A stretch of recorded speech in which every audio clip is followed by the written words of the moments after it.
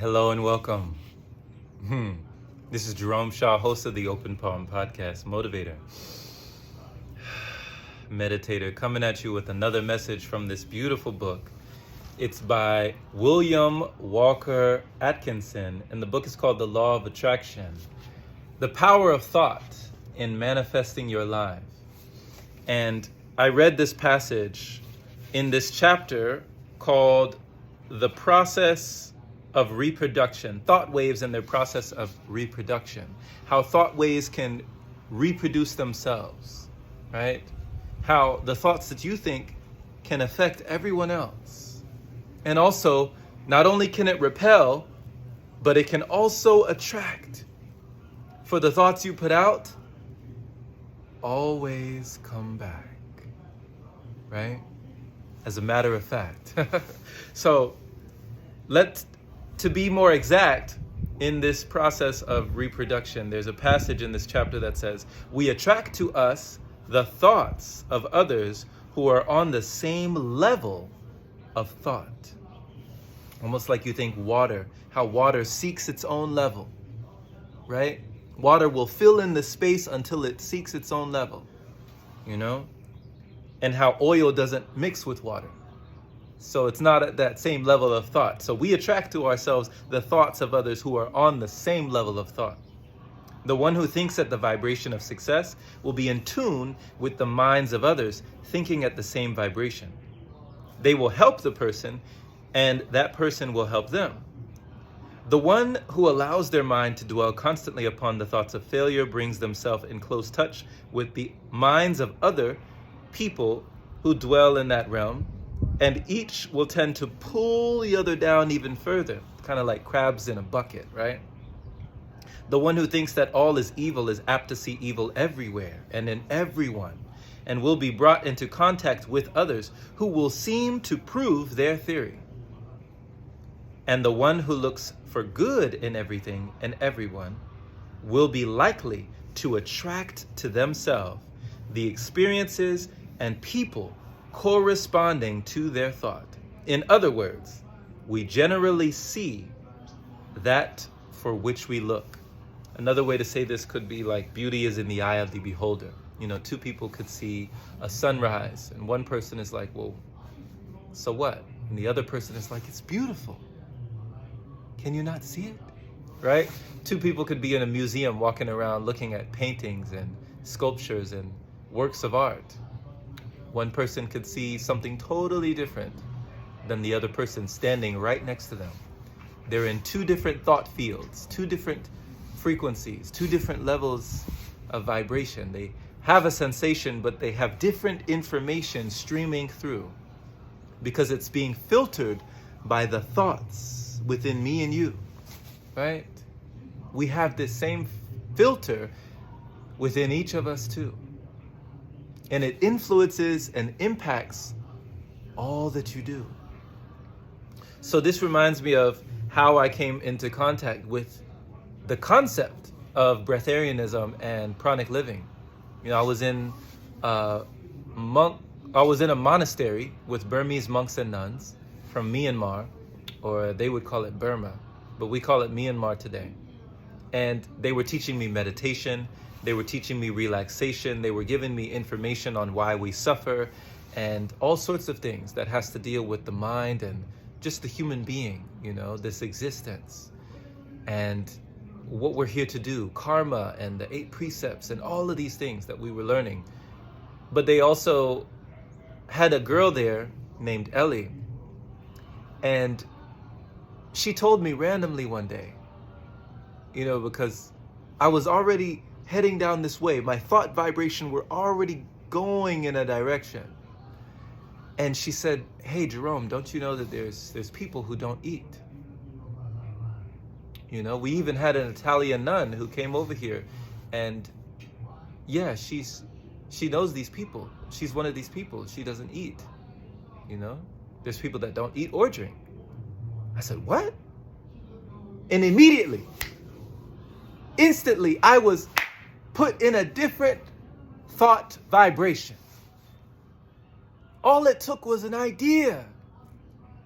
You know, it's like a virus that slowly infects the computer and then it spreads. There's no stopping it. There's no containing it. That's what this idea was for me. It spread in my whole mainframe, my neural network, everywhere. It saturated my mind, just a splinter in my mind. Like Morpheus telling Neo, I can only show you the door. You're the one that has to walk through, right? You're the one that determines what you eventually do. It's not what I say, but what lies within you. And what lied within me was already the soil ready for the seed to be planted. And as soon as it was planted, don't you know, I started watering that seed.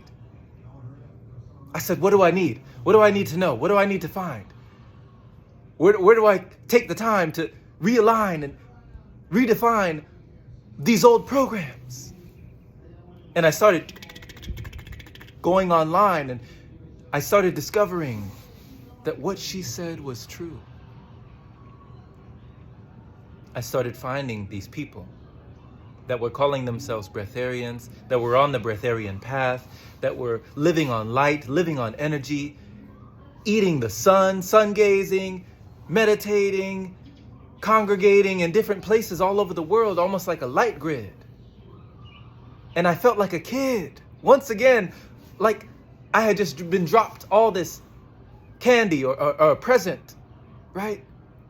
It was heaven sent. And there was nothing and no one that could prevent me from discovering, from uncovering what this would mean. It became an obsession, but one that allowed my progression. For they say, when you are curious, you learn. But when you are desperate, you discover. I started to do my own research as these thought vibrations went out and came back and went out and came back and went out and came back. And within just a few months, I met Ellie Tom in the flesh. And we had that first pranic retreat back in 2020, just a few years ago. But it was like I received a lifetime of information in such a short window. But it was the door, and it gave me the key so I could further explore. And when I came out that house in Sherman Oaks, and I went and I looked around and saw all these folks who were doing the same things that they were always doing, I saw a new world because I had a new mind. But these thoughts that I put out was the reality I'd find. If I had gone to California and like everyone else was telling me at the time to avoid people over there, you'll get robbed over there, you'll get mugged over there, you'll get taken advantage of. There's crooked people out there, right? Don't go out there. Now I'm here and all I see are beautiful beings. It was so freeing. And in the very city that they told me not to come, I had that pranic retreat and realized we are one. Would I have ever known that my journey had just begun? Would I ever have appreciated and been grateful for the light of the sun? In the way that I am today, I cannot say.